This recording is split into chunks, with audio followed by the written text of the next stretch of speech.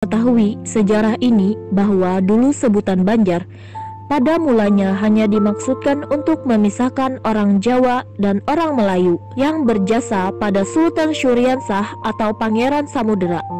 Setelah sang sultan memeluk Islam sebagai hadiah dari kemenangan melawan pamannya, Pangeran Tumenggung, dan atas bantuan Kerajaan Demak, maka sang sultan memerintahkan untuk membangun perkampungan kelompok Jawa di hilir tepi Sungai Martapura dan sedangkan kelompok Melayu di tepi hulunya. Kampung-kampung inilah yang semula disebut Banjar, sehingga orang Banjar adalah mereka yang tinggal di kampung-kampung tersebut hingga wilayah Kesultanan Banjar. Namun, konsep tersebut mengalami perubahan. Banjar kemudian digunakan sebagai konsep untuk menyebut penghuni Kalimantan yang beragama Islam dan berbahasa Banjar. Karena menurut sejarah bahwa suku bangsa Banjar adalah bentukan dari suku Dayak Maanyan, Lawangan, Bukit Meratus, dan Dayak Ngaju. Hal tersebut melalui proses pembauran yang memakan waktu, hingga suku-suku ini berubah dengan cara meninggalkan bahasa asli mereka, bercampur bahasa Melayu dan Jawa, serta memeluk agama Islam. Sedangkan mereka yang tidak memeluk agama Islam dan tidak berbahasa Banjar tetap menyebut diri sebagai suku Dayak. Sejumlah sejarawan menyimpulkan bahwa orang Banjar merupakan pecahan dari kelompok-kelompok Dayak yang besar.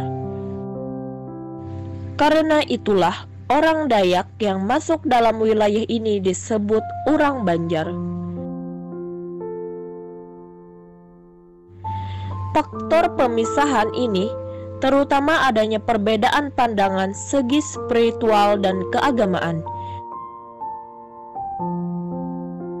Banyak orang Banjar terkejut dengan adanya warga Manado keturunan Banjar yang menetap di kampung Banjar. Karena yang kita tahu, di Manado penduduknya mayoritas non-muslim itu.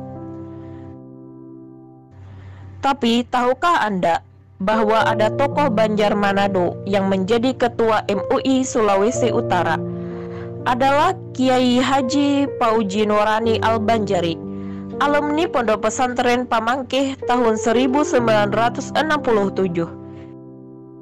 Beliau hijrah ke Manado tahun 1970 sebagai PNS Departemen Agama dan menyunting gadis Manado.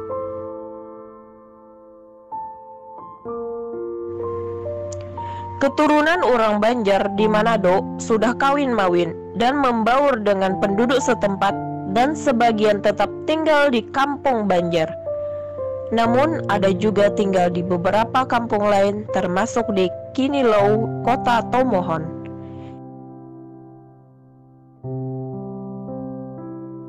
Meski tidak ada data tentang berapa banyak warga keturunan Banjar di Manado, namun komunitas Banjar tersebut hingga sekarang telah membentuk komunitas bubuhan Banjar yang dinamakan Hambuku Amuntai Banjar Sidin. Hambuku adalah nama sebuah kecamatan yang ada di Amuntai Hulu Sungai Utara, Kalimantan Selatan. Di Manado ada beberapa tokoh Banjar, di antaranya mantan wakil wali kota Manado yaitu Abdi Bokhari, Kiai Haji Rijale M. Nur, pengasuh Ponpes atau Ma'had PKP Depak Makrub, dan Kiai Haji Hasim Hasan, serta Kiai Haji Muhammad Toha Ma'ruf yang dikenal sebagai tokoh besar Nahdlatul Ulama.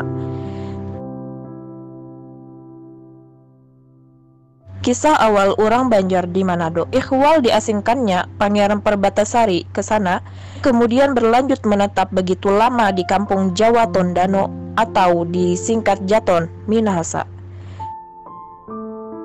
Karena telah melakukan perlawanan terhadap Belanda dan dianggap berbahaya, akhirnya Pangeran Perbatasari ditangkap oleh Belanda di daerah Kutai saat dalam perjalanan kembali setelah membeli senjata.